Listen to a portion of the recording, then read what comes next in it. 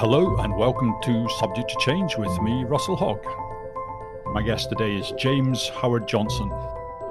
James is an historian of the Byzantine Empire and has very kindly agreed to come on the show to talk about his latest book, The Last Great War of Antiquity. So welcome, James, to the podcast. Very glad to be here. I'd like to start in the middle of the story if I can, and it's in one of the most dramatic scenes in your book. This is the year 615 AD, and the Persian army is camped on the shores of the Bosphorus, and Constantinople lies before them. So I just want to say a little bit about that scene and what was going on at that time. Right. So it's one of the two great Persian generals serving the Shah Khosrow II that year advanced with one of the two field armies operating in the west, advanced right across Asia Minor, that is modern Turkey, to the Bosphorus, to the shores of the Bosphorus, to give a great shock to the governing classes of the East Roman Empire. And they sure did give a great shock, because the emperor then comes out to stage a sort of summit meeting with the Persian general Shahin. The Byzantine emperor is called Heraclius, but they don't meet on land. Heraclius stays on board a ship offshore, but within communicating distance, hailing distance of Shahin. And in effect, it's a near surrender. And he pleads with Shahin to take the message back to his boss, the Shah, Khosrow. And Shahin agrees to take a message, after which, so that's the end of the summit meeting. And after that, the Senate, it still exists. We are sort of 6-7 centuries on from Republican Rome, but the Senate still exists. It's more of a court than a sort of parliamentary chamber. But the Senate writes the letter because the Shah has absolutely refused to recognize Heraclius's right to the throne, and he won't negotiate with him. So the Senate write this letter in which basically they grovel. They were endlessly applying all sorts of glorifying epithets to the Shah. And in effect, they say, please let us keep our emperor, but the choice is yours, and whoever you choose can be our ruler. And they ask him to forgive them for not writing sooner. No, in fact, Heraclius had sent his letters of accreditation on his accession, and the Shah had responded simply by executing the envoys that brought it. So the senators refer to this very obliquely. They say, because of the troubles of the time, our messages didn't get through. And basically, if that's just the opening negotiating position, it's absolutely plain that the Romans were prepared to offer huge territorial as well as political concessions to the Persians. So by this date, the Persians have conquered the whole of Armenia, which had been the Roman part of Armenia. They've conquered Syria, and they're well placed to move south towards Egypt or west into Asia Minor. So plainly, huge territorial concessions are being offered, as well as the Roman Empire presenting itself as a sort of client kingdom of the Persian Empire. The Romans have effectively now offered to surrender, and as you say, to become, in effect, a client state. So I guess, on the face of it, at least, the war is over and the Persians have won. But let's just go back, because until recently, things were going quite well for the Romans. So let's just go back. Everyone knows, I think, that the Western Roman Empire, it fell in 476, although there's some debate about whether that's the appropriate date. But can you just say what's been going on in the Roman Empire, and in particular in the Eastern Roman Empire, maybe from 476 up to the time, well, maybe we could take it up to the Emperor Maurice, and just give us sort of a bird's eye view of what's been going on. Right. Yeah, this, of course, is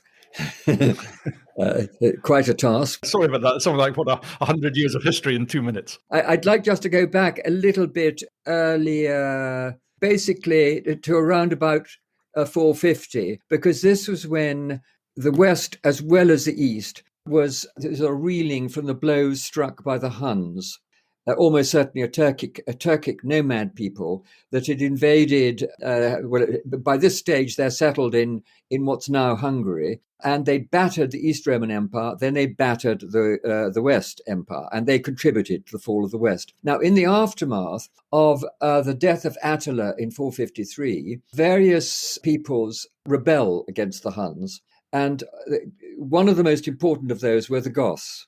And there were already Goths settled in the Roman Balkans, but other Goths now from north of the Danube came south. They are ex-Hunnic Goths. And so over the following decades, basically through to the sort of the 490s, the Eastern Empire goes through a tremendous crisis of its own, trying to cope with the Goths in the Balkans, and also a series, there are rapid changes of regime and great divisions within.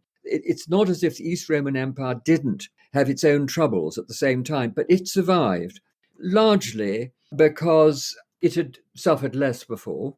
Asia Minor and its eastern provinces were untouched by the troubles, so it's in a much better financial state than the Western Empire, and it survives. And with the accession of the Emperor Anastasius in 491, Anastasius was a financial official, and he basically sorts out things. And then the East Roman Empire enters a rather grand phase of the 6th century when it flourishes economically.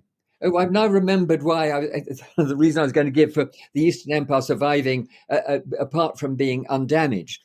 It was that it's got a very, very firmly rooted urban civilization. So it's full of cities, viable cities, prosperous countryside, producing plenty of tax revenue for the authorities.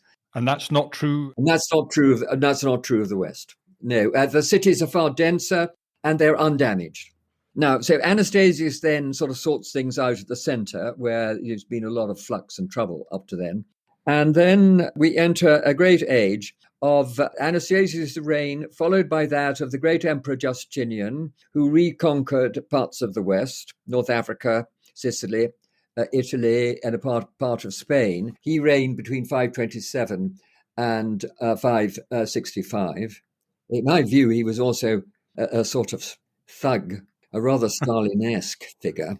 To shock people, I describe him as a cross between Saddam Hussein and Stalin. Is this because of the massacres that he carried out in the Hippodrome? Exactly. 30,000 is the sort of official figure of the dead.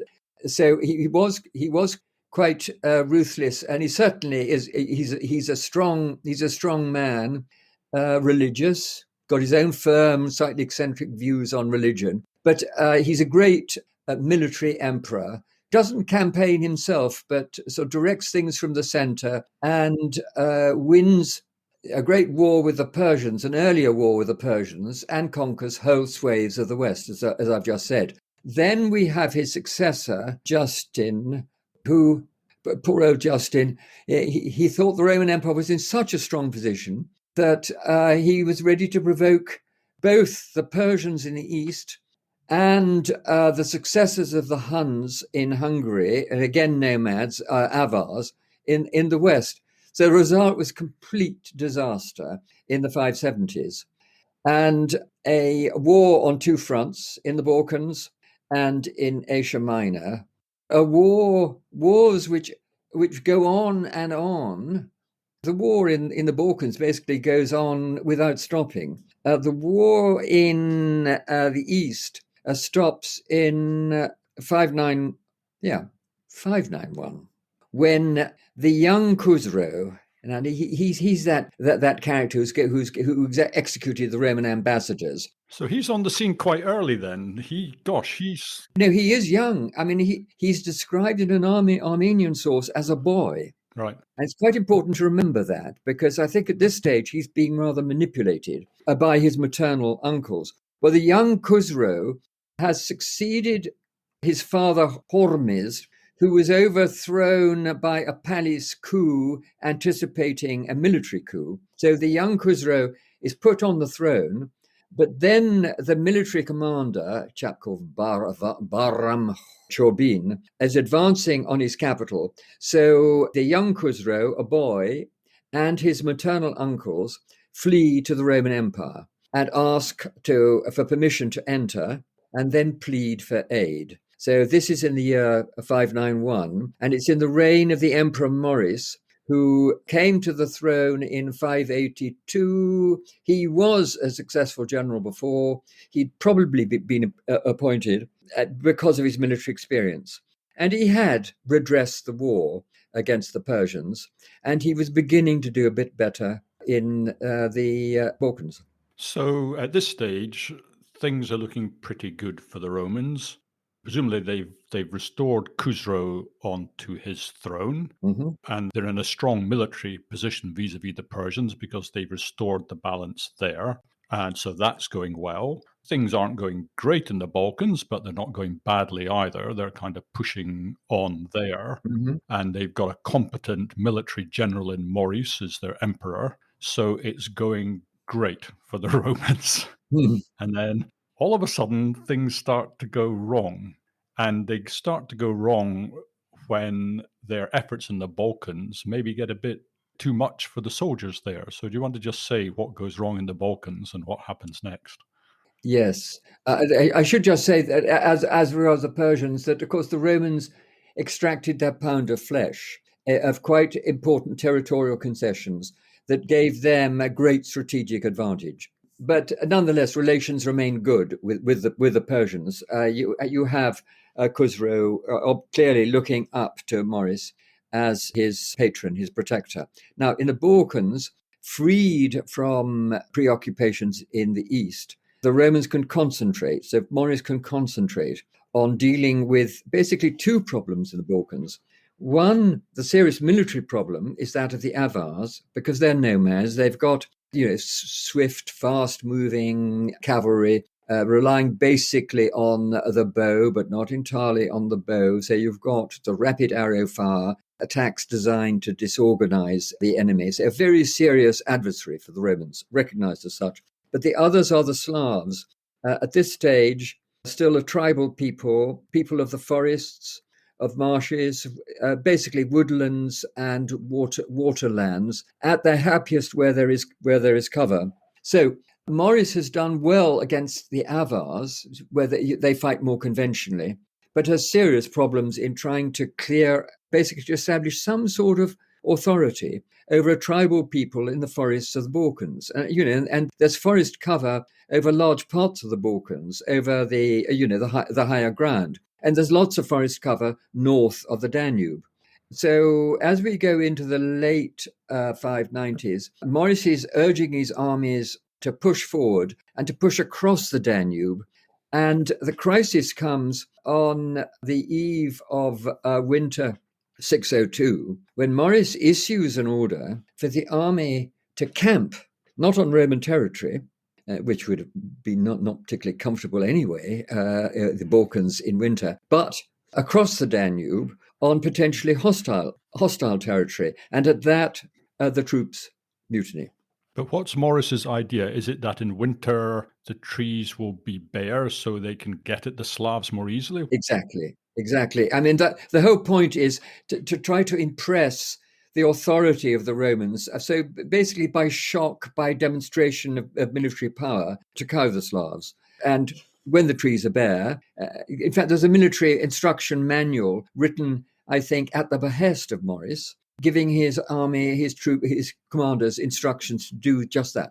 So the troops, perhaps understandably, they don't fancy camping north of the Danube in winter. The weather must be absolutely horrific. Yes, and of course, it's after 10 years of offensive campaigning designed to re-establish Roman control of the Balkans south of the Danube and begin the process of extending Roman authority over the Slavs in the hinterlands of the plains where the cities are. So just as things are looking great for the Romans, this guy Phocas, if I've got his name right, You have? he leads the Roman army back to the city to sort of put their complaints to the emperor. So take up the story there.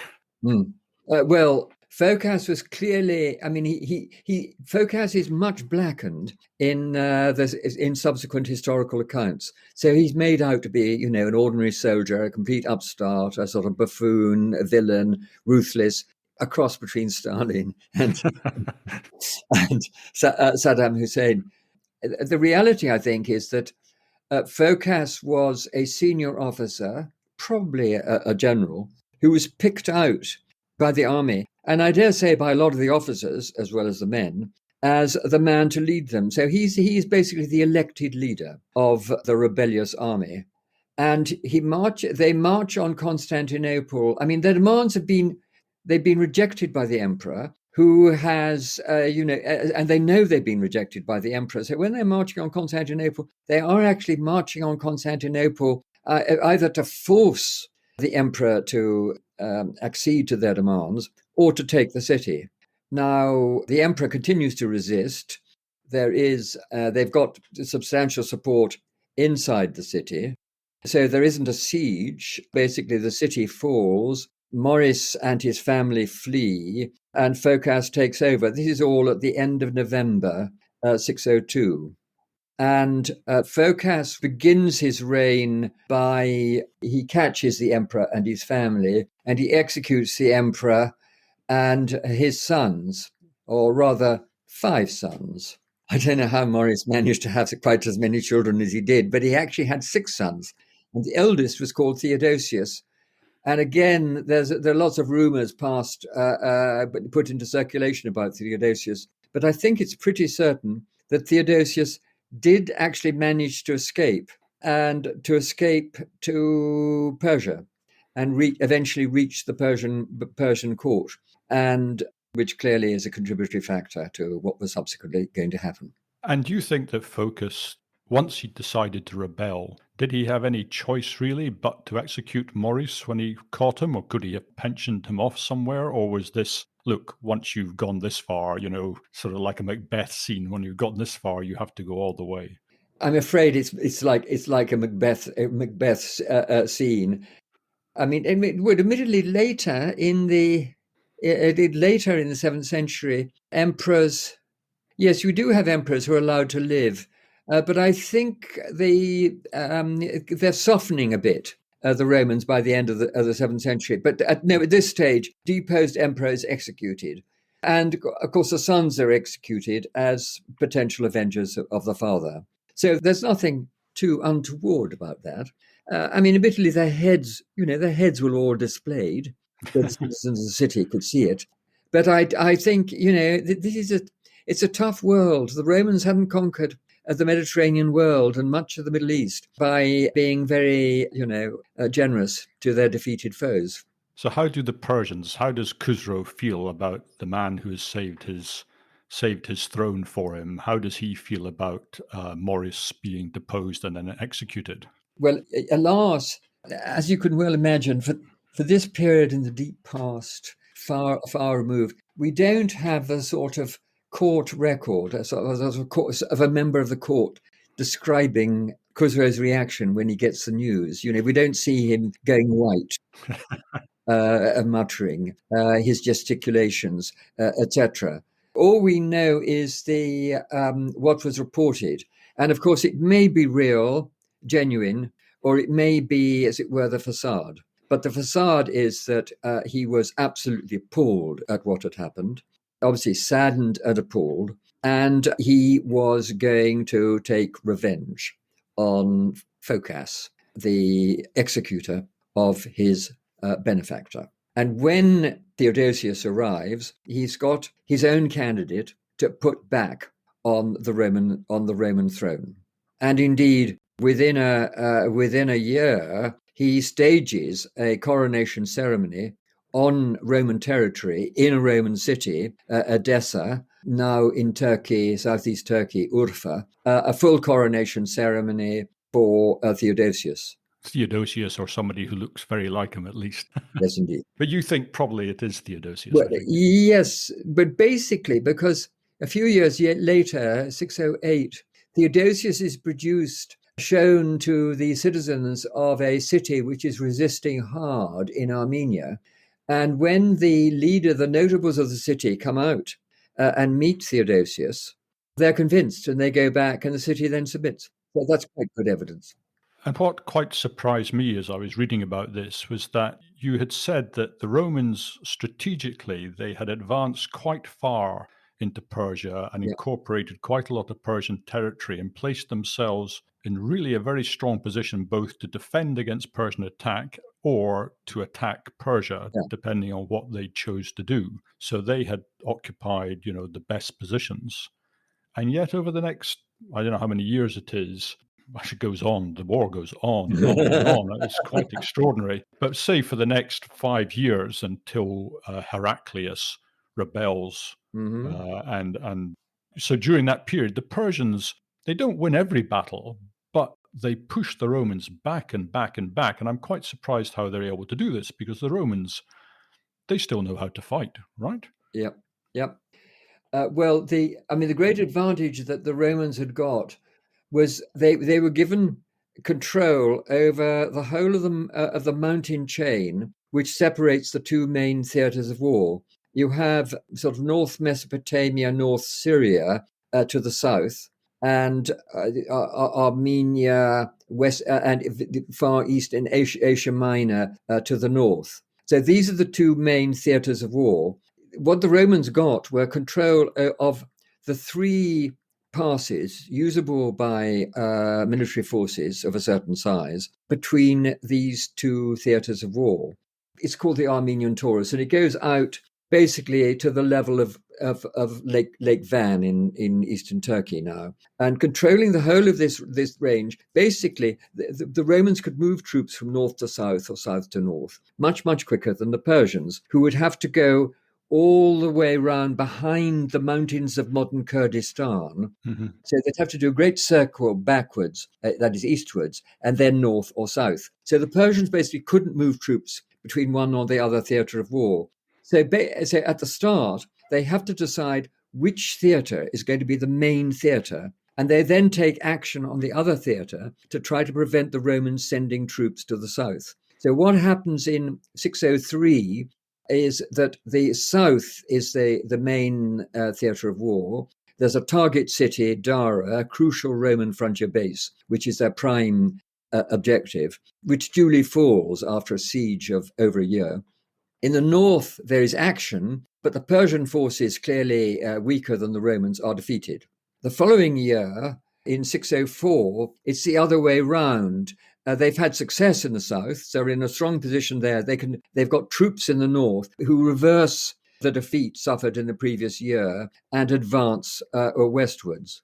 Then in that year, and then the following year, 605, and then the Persians pause for a year of intensive recruiting so as to build up their forces so that they can engage in simultaneous offensive with massive armies on both fronts, in both the southern and the northern theatres of war. And that's what they do from 607 through to 610.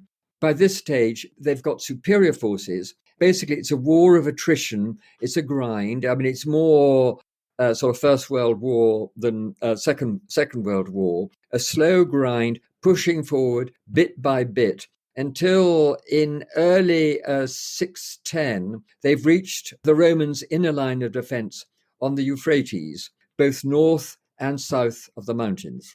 And in the meantime, Heraclius has decided, well, this is another thing I don't quite understand. Mm. Is it normal to launch a rebellion in the middle of a war that's doing badly? What is Heraclius and his father's motivation for this?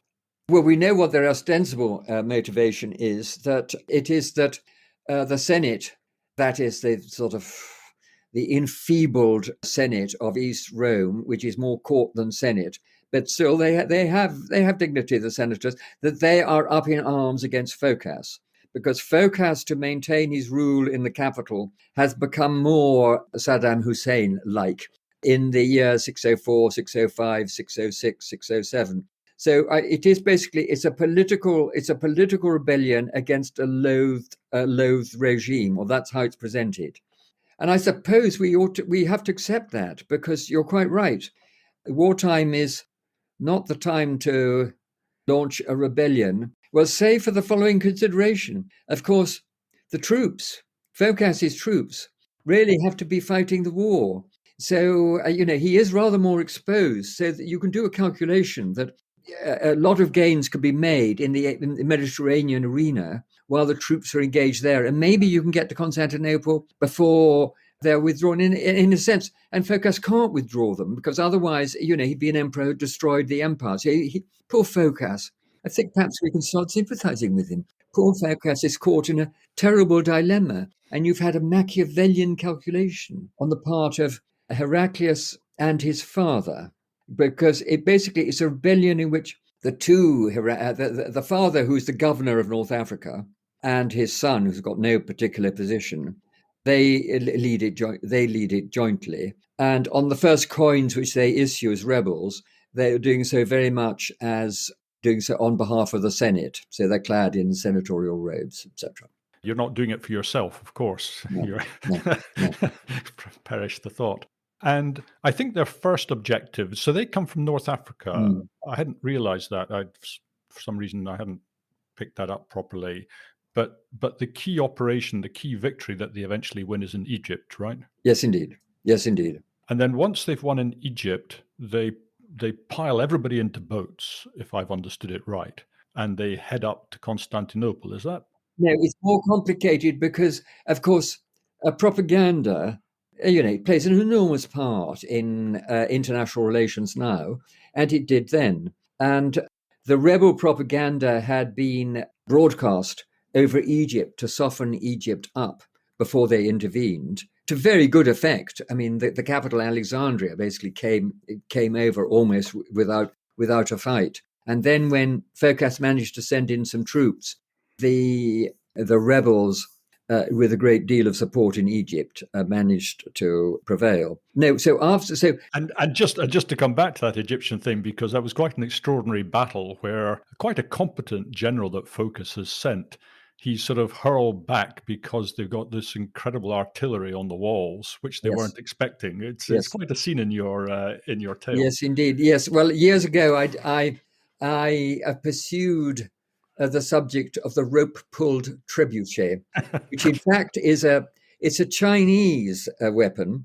The Chinese had been using them, I think, for centuries by this stage. Now, basically, the Avars brought the rope-pulled trebuchet to Europe, and is then very quickly picked up by the Romans.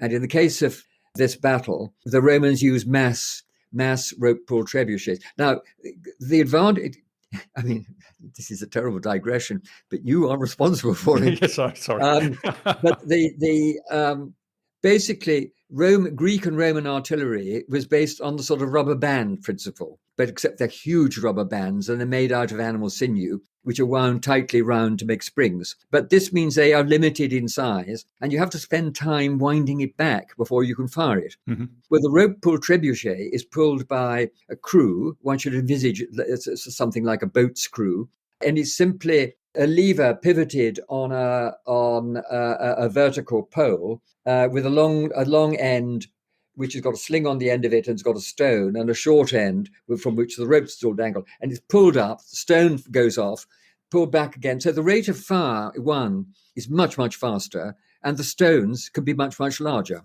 And how far could these things fire? Do you have any idea? Not very far. I think it's about 150, 200 meters. Well, that's pretty far, particularly yes. firing it off of a city wall, I yes. guess. Yes. As much as anything, it's the shock value, right? Yes. Being bombarded by. And it basically remains in use until the coming of gunpowder. The only technical development was when a counterweight was substituted for the human pullers.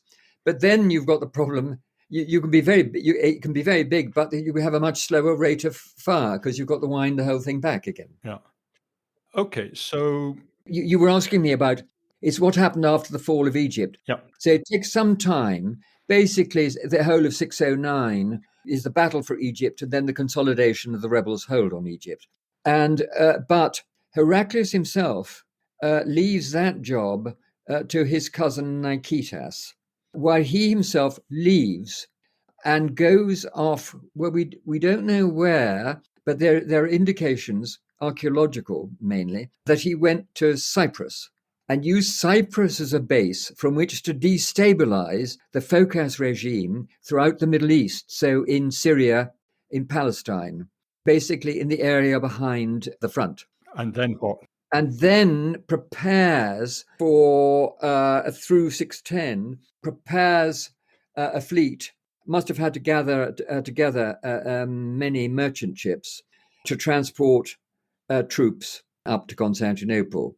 So basically, the years 609 to 610 are years of sort of propaganda, undermining the regime throughout the East Mediterranean, and gathering a fleet and then sailing on Constantinople. And they get to Constantinople and they are repelled by the city's brilliant defenses, or perhaps not. How do they get through? Ah, you are questioning me highly pertinent questions. But again, they've got support inside the walls. But this time there was more fighting, but they basically let in. I think that it's one of the circus factions. In the late empire, you have the organized crowds. They're organized for imperial ceremonies, but they're also take part on sporting occasions, and they become a powerful political force, also possibly criminal force within cities. And in Constantinople, one of these factions is on Heraclius' side, and they communicate with them. So basically, they manage to get into the city, and then the Phocas regime has the same problem as the Maurice regime had. They try to escape, and Phocas is caught and killed, mutilated, displayed. We're in October 610.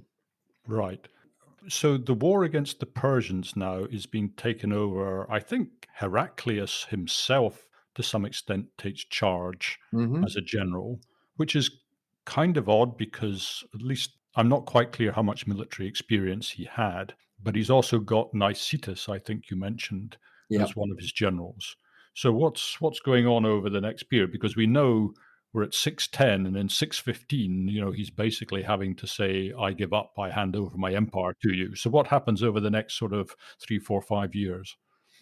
In October 610, Heraclius begins to establish his regime. And rather surprisingly, it's the young Heraclius rather than the old Heraclius, who'd been a successful general of Maurice's and was the governor. Well, he'd been shoved off to an outer province, North Africa. So it's the young Heraclius. So he begins taking over the regime at the center, but this takes time. And one of the great figures in Phocas's regime resists. So there is a rebellion in Asia Minor. So the combination of the difficulties of establishing his regime, the demoralization brought about by the course of the war up to that point, and the rebel propaganda, the demoralization of the armies on the frontiers. The effect of that is that the Persians found it for the first time possible in 610 to break through the Romans in a line of defense. In the south, they break through the Euphrates near a city called Zenobia and establish a bridgehead in the summer. And then that autumn, at about the time that Heraclius is taking Constantinople, establishing control, they break through due west. There's a great bend of the Euphrates. They cross that and push on past the great city of Antioch, modern Antakya in Turkey, to the Mediterranean, thus dividing the Roman Empire in two. So that's what's happened in the south by the coming of winter, 610. The Roman Empire has been divided in two. There's a northern segment consisting of Asia Minor with the Balkans, Mhm. beyond, and there's a southern segment consisting of Syria, Palestine, Egypt, and North Africa. No, so it's greatly weakened. So the problems of shifting troops from one theatre of war to another are now redoubled for the Romans because they're going to have to do it by sea, where it both restricts the numbers and makes it altogether more hazardous. So the Persians gain a great strategic advantage in late 610. Then in 611, the Northern Army does a bold thrust right into Asia Minor to Cappadocia and seizes the city of Caesarea of Cappadocia, modern Kayseri, occupies it, fortifies it. I mean, it's well fortified by Justinian already, and basically established themselves there, I think, to lure the Roman defensive armies to come and try to take it and bash against the walls in vain and weaken themselves. And after a year, they break out and they leave after the damage has been done. So 610 is basically a year of advance in the south, 611 of this venture in the north. It's in 613 that for the first time, Heraclius can make a major sort of move of his own. And he does it in concert with his cousin Nicetas, who's a southern supreme commander. And they launch a joint attack on the Persian bridgehead from the Euphrates to the Mediterranean, the bridgehead around Antioch. And that's where Heraclius's army suffers a great defeat.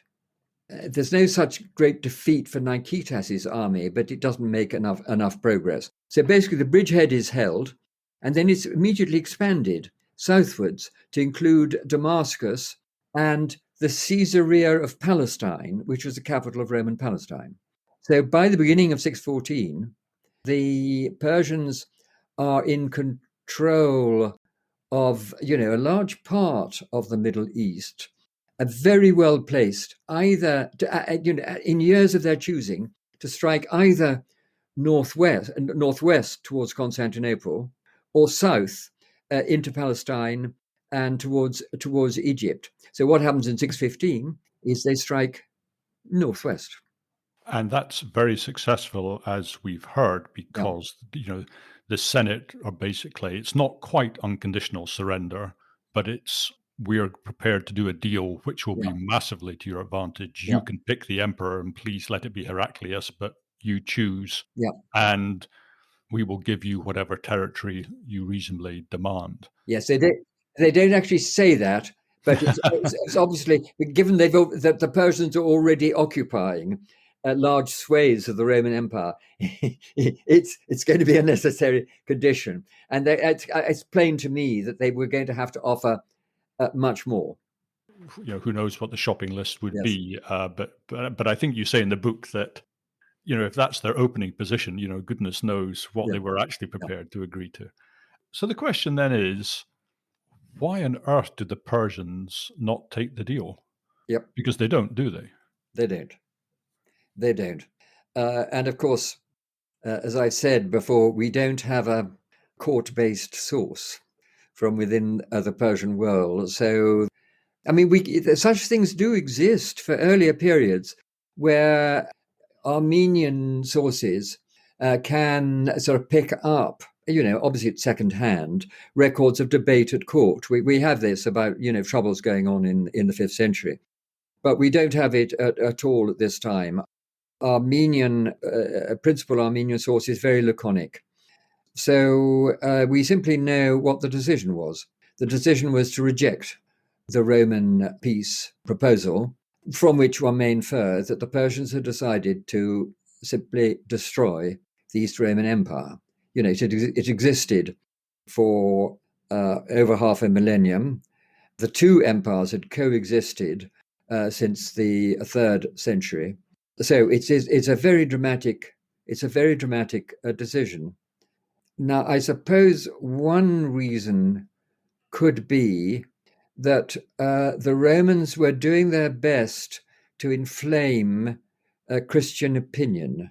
They were doing their best because in 614, the Persians had been forced to intervene in force, but quite briefly, to basically prevent a pogrom against the Jews in Jerusalem from getting out of hand. So they'd intervened, they captured the city after quite a long siege, and then deported those they judged to be the chief troublemakers back to basically the Persian capital in Mesopotamia.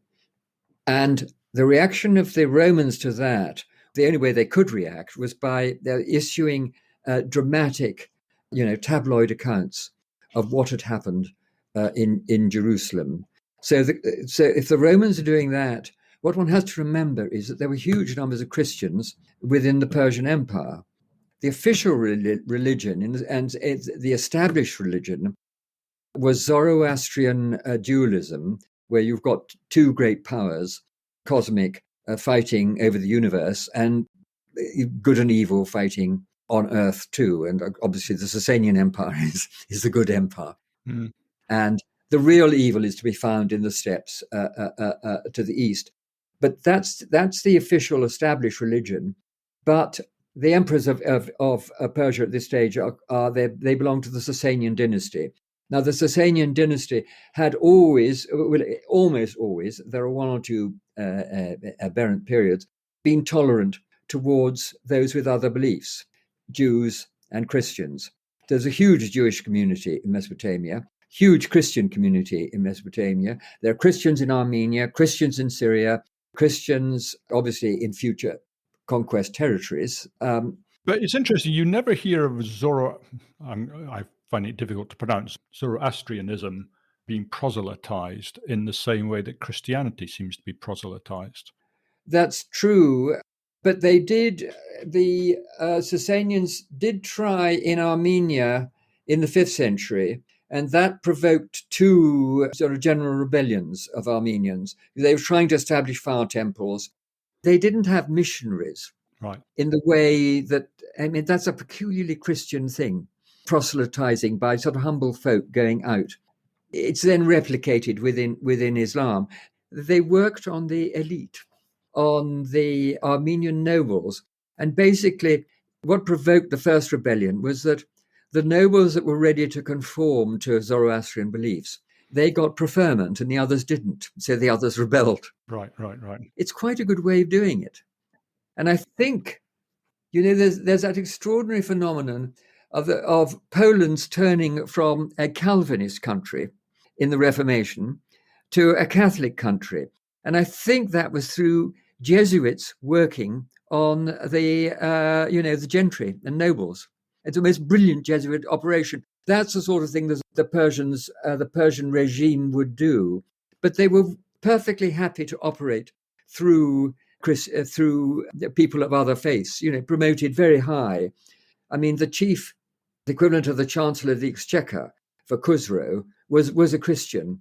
And so they view the Eastern Roman Empire as sort of this source that may turn their internal populations against them. So they just have to stamp it out. That's the idea. Yes, that's the reason which has occurred to me this morning on this podcast. It's not a reason produced in the book. The other reason, well, I've already touched on it, but in the sort of Persian Zoroastrian mental world, the good earthly power is the Persian Empire, ruled by the Sasanians in this period, and the basic locus on earth of the sort of malign power of evil is in the steppe world, the fluid, threatening steppe world to the north and the east. And I think this is the argument I put forward in the book, that the only sound explanation which could possibly do justice to the scale of the decision which had been made is that Khusro decided that he had to rid himself of even an enfeebled and subordinate Western neighbor, which had all sorts of political skills, such as drumming up propaganda, if he was going to survive and if Iran was going to survive as a great power in the near future and in the further future, because a great power had emerged in the steppes, the Central Asian steppes, reaching from basically they go from what's now Ukraine through to the inner Asian frontiers of China. Now, for the first time in human history, in the late 550s and 560s, a particular tribal grouping had established a confederation which stretched from one end to the other of the steppe. And this is the first time that Turks appear on the historical stage. Now, there were two component parts. There was an eastern part, an eastern Khaganate, and a western Khaganate. And many historians think that these basically evolved became rather separate political entities. But I think there is enough evidence to show that they are in communication with each other, and that one of the Khagans, either the eastern or the western, more usually the eastern, was the prime Khagan, the senior Khagan. So there was, for the first, well, it's not for the first time. I mean, Persia has suffered from steppe peoples, has suffered terrible defeats before, particularly in the year 484, when they were defeated by a people known as the Hephthalites. But the danger is far greater now. So Khusro is planning ahead. He's got to eliminate his western adversary so as to be able to cope with his eastern one. He doesn't want to be fighting on two fronts, as it were. No. And I suppose also, the lesson of history is that if you leave your enemy bloodied but still alive, Yes. He'll dust himself down Yes. and come after you. Yes. So that can be factor number 3. Okay. And Khusro's decision, it seems like he's made the right one, at least at first, because it's after 615, it's success after success, right? They capture Alexandria, they capture Egypt. They're in communication, as I understand it, though I don't quite know, with the Slavs who are busy causing trouble in Greece. No, not the Slav, the Avars, the more organized political entity. So the Avars are enemies of the Turks. Ah, right. They fled west, escaping the Turks. They are probably what's left of the previous great nomadic political entity, the Juan. It's their little remnant, so they hate the Turks. Oh, I see. Okay, so that's going to perhaps be important later on in a way. But things are going pretty badly for the Romans. But Heraclius, he gathers together an army, and I don't know how big an army, but he gathers together some kind of an army, and of course he counterattacks. Yeah. I don't know how he could possibly think of doing that, given the odds against him. But do you want to sort of take up the story about when Heraclius goes on the offensive? Right. I don't know if I've missed out too much there in the period. No, you haven't at all. But I mean, the only thing you've missed out is that after attacking northwest in 615, in 616, the Persians imposed direct rule over Palestine. They'd been ruling it from a distance before. Then in 617, both armies invaded Asia Minor, sort of softening it up. Then in 618, I think they prepare for the Egyptian campaign, which is in 619. Now, by 622, they are ready to start the final offensive to take out Asia Minor and, advance, probably by the same sort of war of attrition, advance step by step towards the Bosporus. And as you say, they are in contact with the Avars. I mean, we don't have the evidence of it at this stage, but we do have evidence of it a few years later. Now, the Persian plan of campaign, at first, the Persians then resume softening up Asia Minor, as they'd done in 615 and 617. In 622, an army is assembling under one of the two great generals, Sharbaraz, on the edge of Asia Minor. Probably it's in the northeast, and that's a year when Heraclius can do very, very little, except, I mean, he assembles such troops as he's got left, and he conducts intensive sort of maneuvers to train them, to improve their stamina, to improve their tactics. Uh, and basically, he's got a lot of the nomadic tactics, which have been forced on Morris's army. So it's training the army, mock combats in an area very far removed from the front, just across the Bosporus, Bithynia. That's what he's doing then. After the exercises, he marches into the interior and wins a minor victory over probably a sort of Persian foray, a Persian detachment, but which is then written up as a great victory. But he has to stop the campaign. It has to stop in mid-campaign, so it's probably late July, early August, because of terrible news coming from the west. And that terrible news was that a large Avar army with Slavs, with a Slav force as well, was besieging Thessaloniki. So the emperor hurries back to Constantinople because he's now got to deal. He now has got a war on two fronts, serious war with the Avars intervening, pushing right south through the Balkans to Thessaloniki. So that's the end of that campaign in the east. Now, the next year, there's no Roman military action in the east. All Heraclius's thoughts are turned towards the Avars and to trying to patch together some sort of peace with the Avars.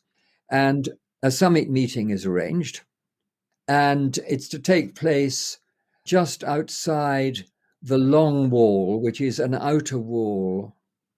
I don't know, it must be 20 miles from the city of Constantinople, if not more, just outside it. Presumably that wall is where J.R.R. Tolkien gets his idea for the wall outside Minas Tirith, I guess. I feel that Minas Tirith bears a strong resemblance, perhaps, to Constantinople. Really? I'll tell you, I nearly did myself in at school when we all had to compete to come top in the exams. And I had succeeded before, but there was one autumn term when someone in the year above gave me Tolkien.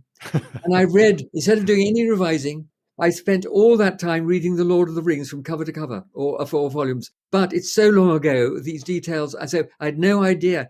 So anyway, I'm sorry, I diverted us. No. Interesting. So we're having a meeting just outside or just inside, I don't know, the long wall. Well, this is just outside, and Heraclius. So he sends out. It's going to be a great ceremony. Everybody's got their ceremonial robes. He's sending out. There are going to be, I think, celebratory horse races in the hippodrome, but the Avars basically are using this as a trap to capture the emperor, and he realizes just in time and escapes.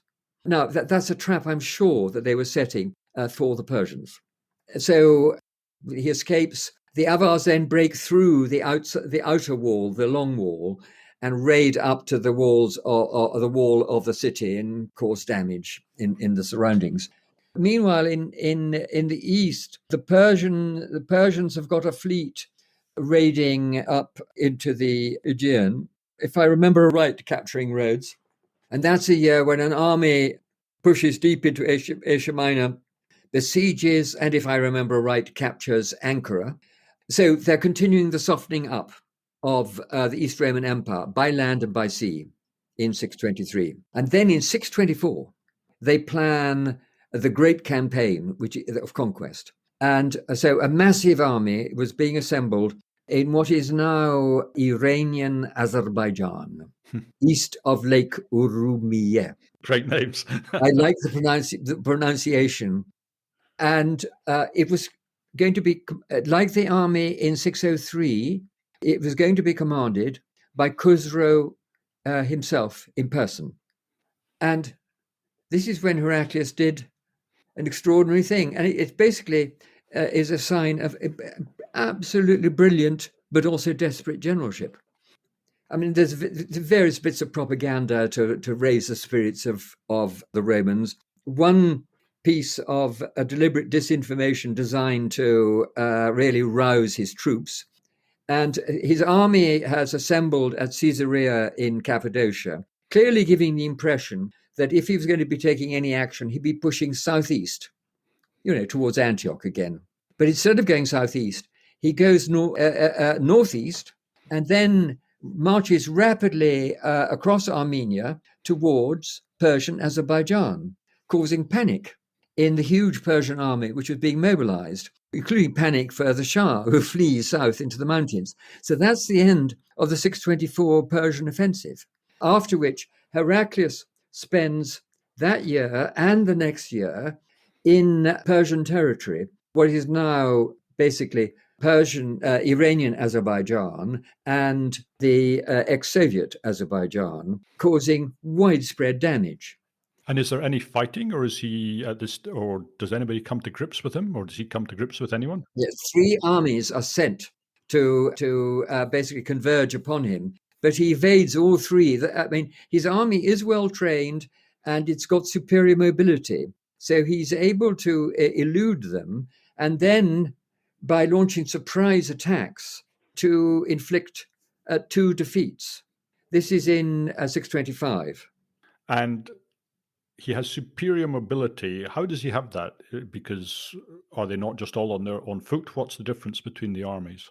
I think it's a matter of it's a matter of training and stamina, and then there is the question of. I mean, a large part of the Roman expeditionary force would have been cavalry, but it can't have all been cavalry because for all sorts of operations you need infantry.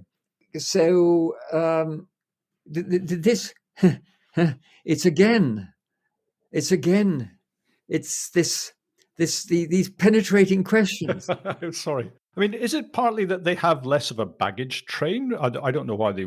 Oh, yeah, indeed. No baggage train. They're living off the land, and so causing as much damage as possible. And I have been told that cavalry armies, in the end, can't move that much faster than infantry armies because of the need to, to feed and water the horses and so on. This is unless you're in the steppe and you're a steppe warrior, where you will have spare horses. You maybe for one fighting man, you might have 5 or 6 horses, Yeah. and he simply rides them in turn.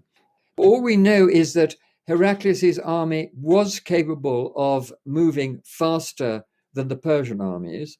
That Heraclius was a dab hand at misleading the enemy. There does seem to be something of Caesar about him, this ability to move quickly, to Yep. appear unexpectedly, Yes. and, to do the thing that they're not ready for. Yes. So, I mean, one of his tricks, of course, is he'd been pursued by an army, and he tried to march ahead, just giving the impression he's running away, and then he stops and marches back to attack them when they're not prepared. Now, he does that twice in 625, and then the great victory that he wins a few years later is again done by that, so that, he is weaker, he is retreating, but yet he suddenly attacks. So it's like 624 all over again. 624 is a strategic equivalent of it. And yet none of this matters, because while he's away in, attacking the Persians, his capital is about to be destroyed because the Avars put it under siege, do they not? With the help of the Persians, I think. This is where, at the end of 625, Heraclius's army goes. It had wintered in ex-Soviet Azerbaijan in the winter of 624 to 5. And at the end of the 625 campaigning season, it again goes up there. Now, the reason, in fact, was that Heraclius was trying to communicate with the Turks. And it was certainly during this campaign that he sent off an envoy to the Western Kagan. This is what got the Turks first interested in what was happening in the West. In 625, he goes back. I think then it's not in the hopes that a messenger would come back, because the obvious place for a return embassy would have been to Constantinople. No, it was because he had various Caucasian allies who wanted to go home. So there's a standoff in ex-Soviet Azerbaijan. The two armies face each other. The Persians don't attack. These northern allies go off, and Heraclius' army then sets off at high speed southwest to the region north of Lake Van, where he winters, with the Persian army pursuing him It's now a sort of combination of those armies pursuing him, and they're setting up their winter quarters probably some 30 miles or more to the east. So you've got the two armies wintering within striking range of each other, and there is indeed a little bit of trouble in the winter. Then in the following spring, Heraclius marches back to Asia Minor. He's moved from offensive to the defensive, and But this is the year what? this is it's spring 626. But this is the year, isn't it, that Constantinople gets put under siege? Oh yes, oh yes. So the army that's pursuing Heraclius, which is commanded by Sharbaraz, was the army that reached the Bosporus a week or two before the Avars arrived on the European side. And this was the army that was intending to help the Avars. And so Heraclius, at a certain stage, in fact, he withdrew, he marched west. He again surprised the Persians. He crossed the mountains, that mountain divide between the southern and the northern theatres of war, the old theatres of war, and returned through northern Syria and Cilicia back to Asia Minor. So it's a big southern route, and he's followed by Sharbaraz. Now, when he got into Asia Minor proper, and it's got a great interior plateau, Heraclius clearly veers out of the way of Sharbaraz's army, which proceeds to Constantinople. And how does the siege go?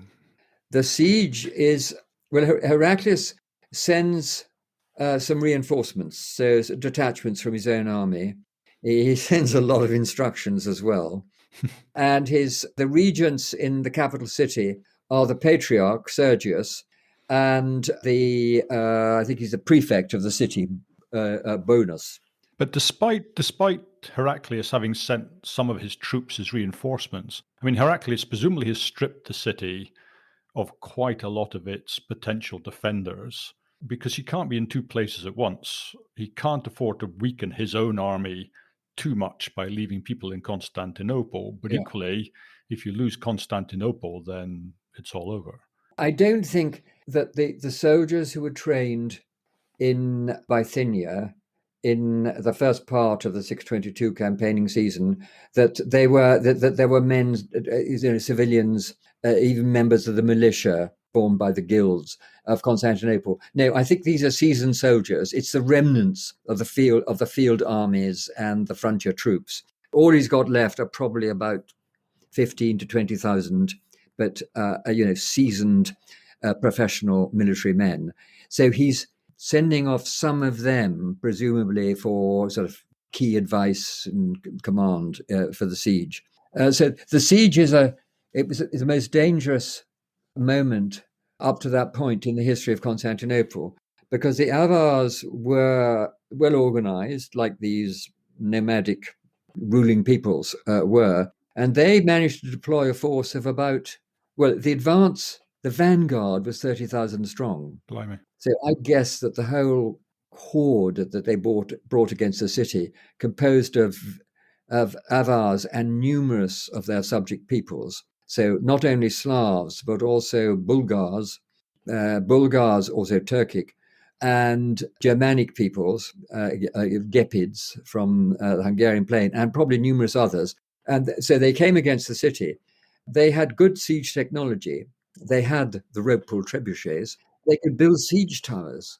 The siege tower, is the great sort of medieval weapon of choice in siege warfare, but it's a complicated thing to build. They built 12 of them, and they batter the walls with the artillery, and they attack. They managed to get into the Golden Horn, which is the sort of natural harbour north of Constantinople. Is that with their ships or with Slav boats, so that at the climax of the siege, which is the 9th and 10th days, they basically have massive assaults on the main land walls and an attack by the Slavs on the sea walls, but they fail. And the problem with having such a huge army is, of course, the need for supplies, and they cannot continue the siege after 10 days. So then in the following night, they destroy the siege equipment. They burn it, and they have to withdraw, having suffered considerable losses. Meanwhile, the Persians, for various reasons, have not really been able to provide much help. A lot of Byzantine disinformation and the capture of key figures in the Bosphorus has helped in this. So the Persians basically are just bystanders watching. As I So recall, sorry, go on. my reconstruction of what's happening in this year, it could be picked to pieces, but I think it would just about stand. You see, something has happened to Heraclius. And what we do know that year is that the other Persian army, commanded by Shahen, he's the other great commander who'd operated in the north, that this army was defeated in northeastern Asia Minor. And I'm sure it was defeated by Heraclius' army. Heraclius isn't in Constantinople. He isn't further east. He was in Asia Minor. Mm-hmm. That is quite a significant blow against the Persians. And at the same time, in 626, the Turks, for the first time, cross the Caucasus and invade the Persian northwest, namely ex-Soviet and Iranian Azerbaijan, and issues a series of grim warnings. A Turkish note arrives, received by Khusro. Now, Khusro basically has conquered in the west, and he's addressed as the mere governor of Mesopotamia. The Kagan says, the note opens with the Kagan saying, "The king of the north, the king of all kings, your king, tells you, governor of Mesopotamia, get out of Roman territory, return all prisoners of war." It's a grim moment for Khusro. It must be a grim moment for the court because now they've got problems from the Turks.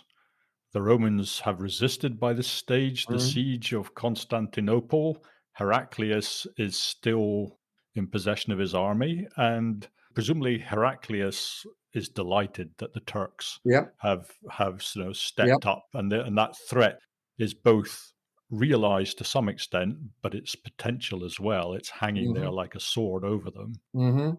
So presumably, does Heraclius go back on the offensive? What happens? Heraclius almost certainly went back to Constantinople, I mean, after his victory and after the end of the siege.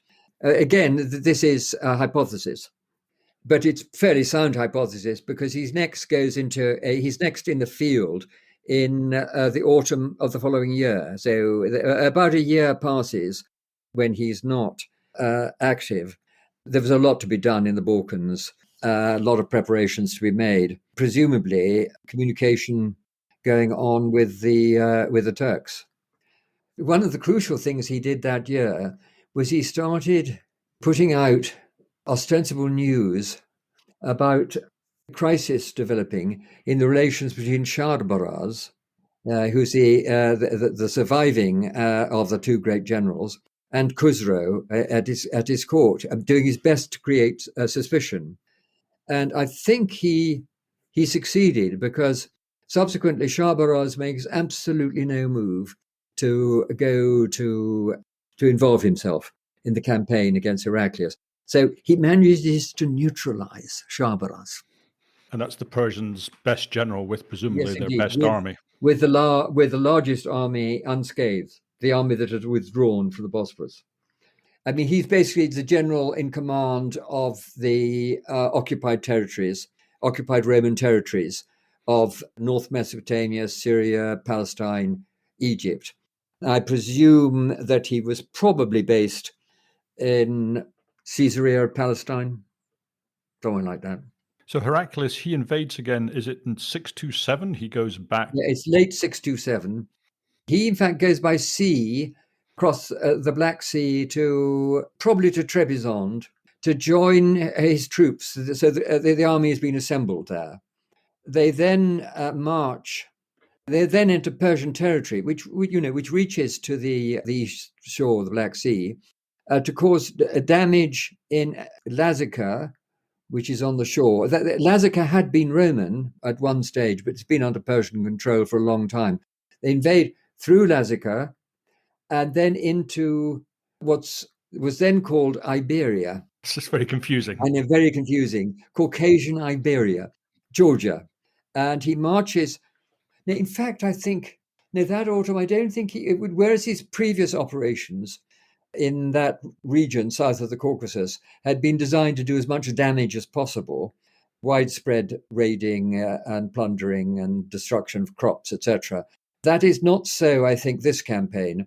No, this campaign, it was, well, partly because the Laz and the Iberians, i.e., Georgians, were potential allies. He's marching through their territory, aiming for the Iberian capital, Tiflis, Tbilisi, modern Tbilisi, capital of Georgia. And it's there that the Kagan, to my mind, the supreme Kagan of the Turks, Mm. who a year earlier had been meeting the Tang emperor in northern China, the Kagan and Heraclius have a summit meeting. Pleasantries are exchanged. Each shows sort of deference to the other. Heraclius is greeted by a sort of whole ceremonial greeting with Turkish troops stationed up the hillsides. And then there are great banquets, and Heraclius hands over ornaments and decorations and so on. And a plan is agreed. And the plan, to judge by what happened, was for they go to besiege Tbilisi first, but Tbilisi does not hold out. And so when it's held out for a while, they come together. They agree a plan, and it's as follows: that Heraclius will, late that autumn, on the eve of winter, march south across the mountains, which is quite hazardous, and attack the heartlands of the Sasanian Empire in Mesopotamia.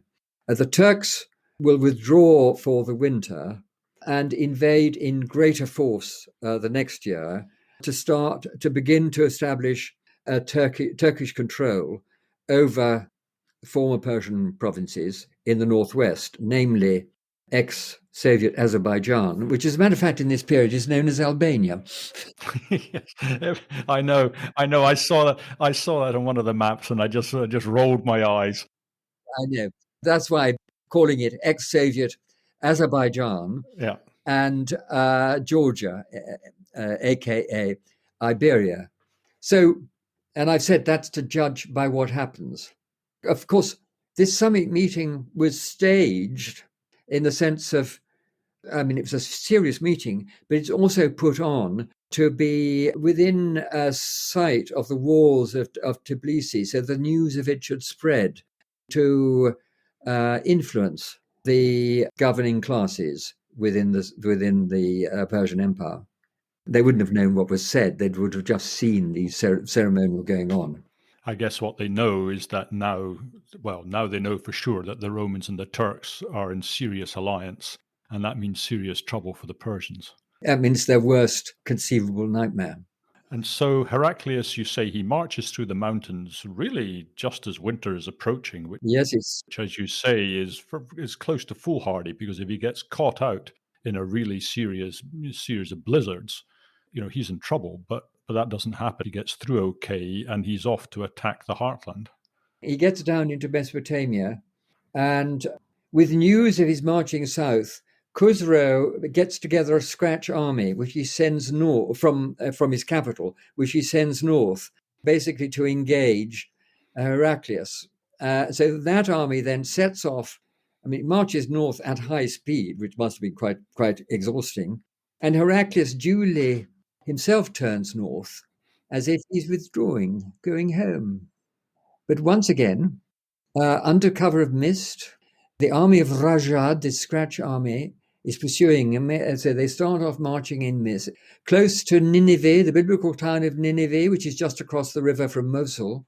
And suddenly the Roman army materializes out of the mist, and Rajad's army is destroyed. I mean, heavy casualties, almost no Roman losses.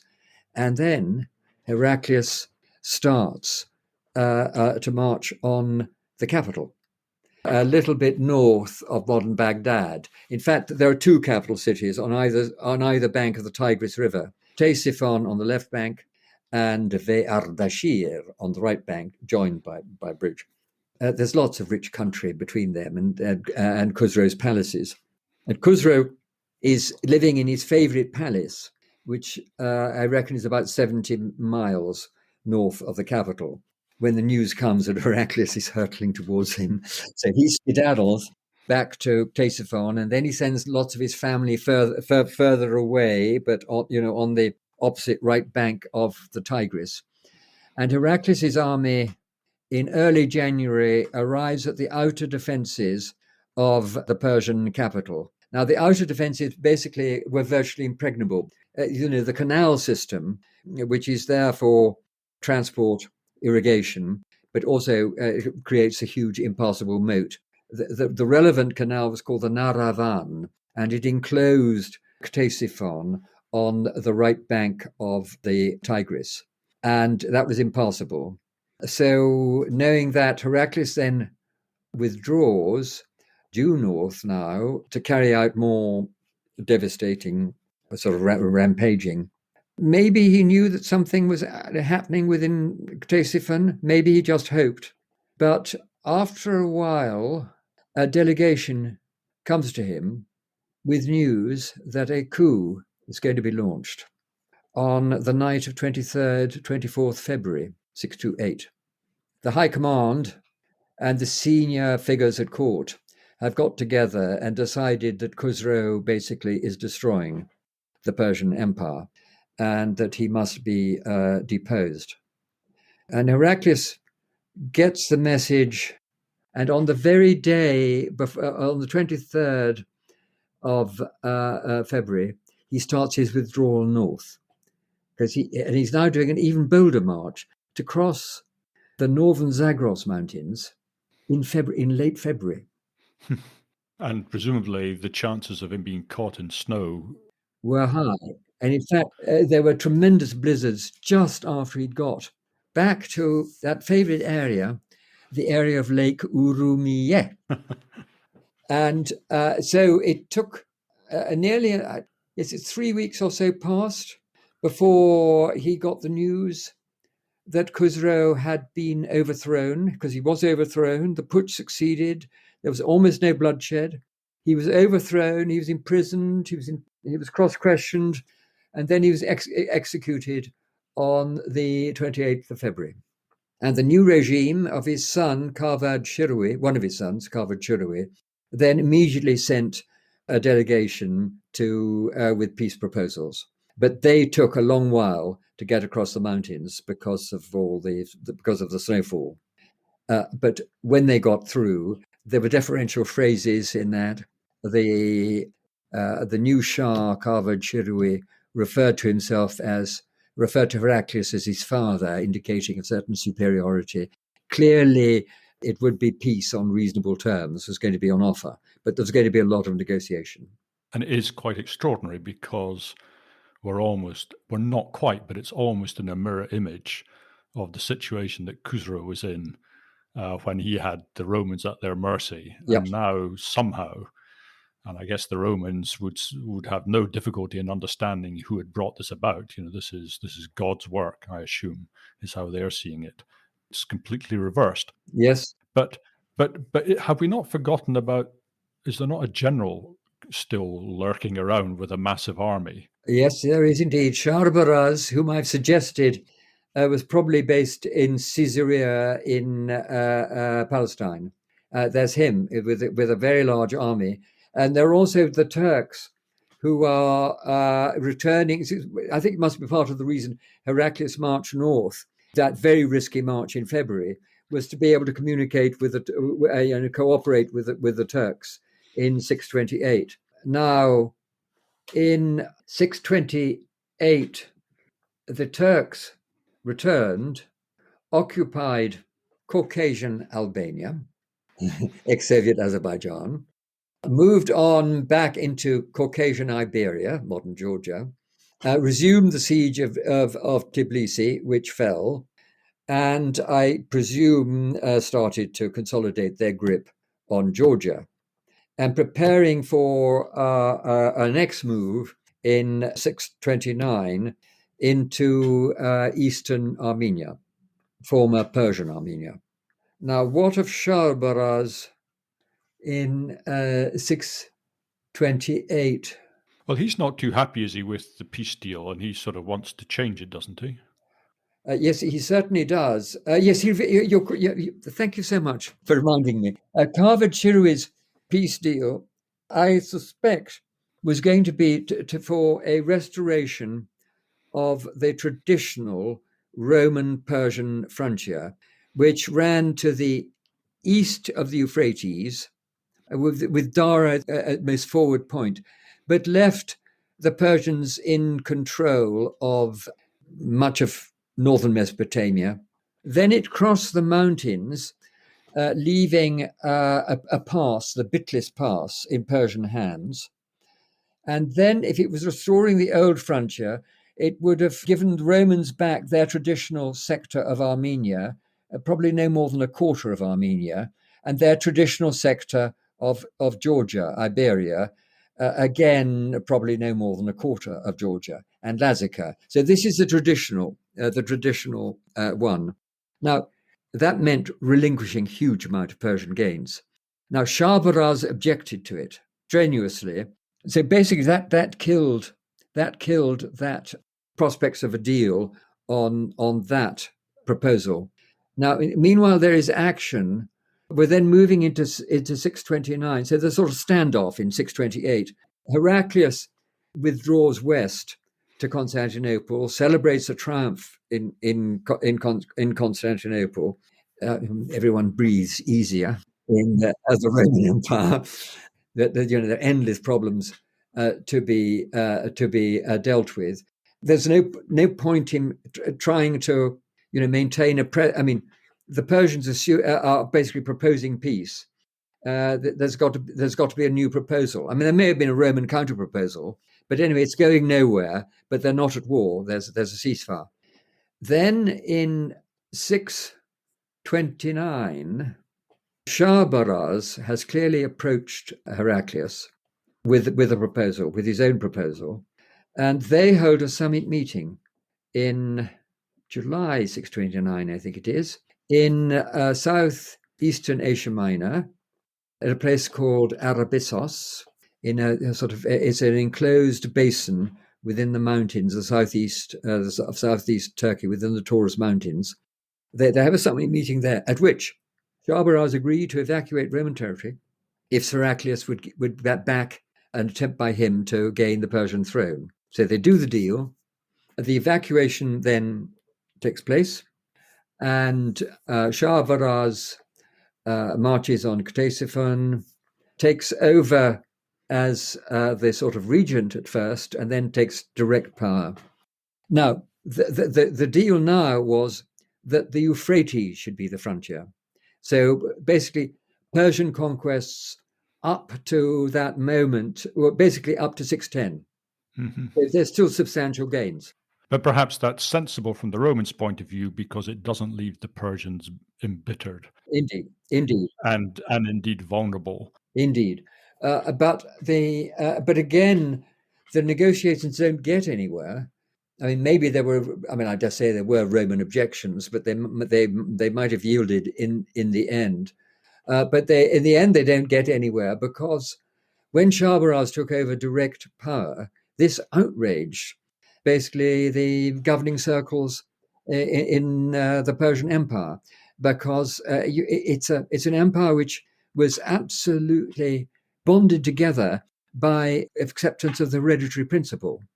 A hereditary aristocracy, a hereditary ruling dynasty, the Sasanians. So Shah-Baraz, after fulfilling one of the terms of the peace that he'd offered, which was to return the fragments of the true cross to Jerusalem, which had been removed along with the troublemakers in 614, he returns the true cross, but shortly after doing that, he's assassinated. So again, political turmoil in the Persian capital. Meanwhile, two further things have Heraclius has gone east to receive the fragments of the true cross, and then to take them back to Jerusalem and restore them in their proper place in the Holy Sepulchre.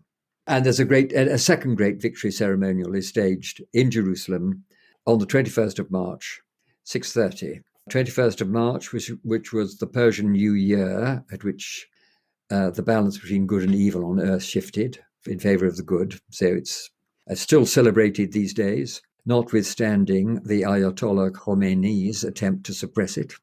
And if it happens in Ramadan, Ramadan stops in Iran Oh, really? for the Nowruz festival to go on. Extraordinary. And you simply, then the days are added on at the end. Oh, it's That's how strongly the Iranian Iran sort of shapes Islam rather than the other way around. presumably they cover up the pagan origins of this festival as best they can. Yes, but they still, they go out into the countryside, they make fires, they put the various things on the fires, they jump over the fires, all in the correct in the way. No, the Ayatollah had no success in that. That's extraordinary. So that's the end of the war, I guess, pretty much. Yes, because the new ruler of Persia is a daughter of Khosrow's, Boran, and she sends the Christian patriarch, Catholicos, of the Nestorian Church of Mesopotamia, along with other ambassadors, to offer terms of peace, which were accepted, and this was to go back to the frontier that Maurice back to square one. Right back to square one after this catastrophic war. And I say catastrophic because presumably it must have been the damage to Roman prestige in the Middle East and the chaos inside the Persian Empire. It must have been a large part of why both empires were unable to withstand the Arab armies and perhaps the reason why the Arab armies felt emboldened enough to even try to invade. Is that fair? This is, I mean, you are absolutely in line with the historical consensus. But not in line with your view. No. So quickly, because we've done the greatest war the last great war of antiquity, as you called it, and it's right up there with the Carthaginian wars. And we've spent over an hour and a half on it. So we haven't. We can't go into the whole of the Arab invasions, but oh my God, heavens! I'm so sorry. No, it's been absolutely fascinating. I'll tell you why. It's a very simple answer. The Arab conquest didn't stop with the Persian Empire and the eastern provinces of the Roman Empire. They went on deep into Central Asia, all over North Africa, into Spain. There is something stronger than simply a temporary weakness of either power. And yes, you're right that great damage was done to Roman prestige in the period of loss, but then enormous recuperation of prestige through their victories. And for the Persians, great prestige had been won during the war. Considerable damage had been done by Heraclius to their northern territories, no serious damage elsewhere. And the problem was then plummeting prestige at the end. But Persian army was better placed to resist the Arabs than the Romans. So on my chronology, Roman Syria, Palestine, the Roman Levant basically held out for little more than a year when the Arabs attack. And the Persian Mesopotamia holds out for 4 years. Right. And then the plateau region of Iran proper holds out for another 12. So the Persians put up much better, much stronger and more effective resistance. No, the reason for the Arab successes was one, Islam, and two, the skills of a governing elite of an Arabian city-state, Mecca. Well, we're going to have to leave it there because we've done. That's been fantastic, James. Thank you so much for your time. I really, really, really appreciate it. Well, I'm appalled at the amount of time it's taken. Well, it was a long war. Well, anyway, thank you so much. Thank you. And it was a pleasure. Okay. Well, that's the end of today's show. I hope you enjoyed listening, and if you did, do please join me for the next episode. And if you have the time, please do recommend me to your friends. And a share on social media and maybe a review on iTunes really helps my guests get the audience they deserve. Goodbye for now.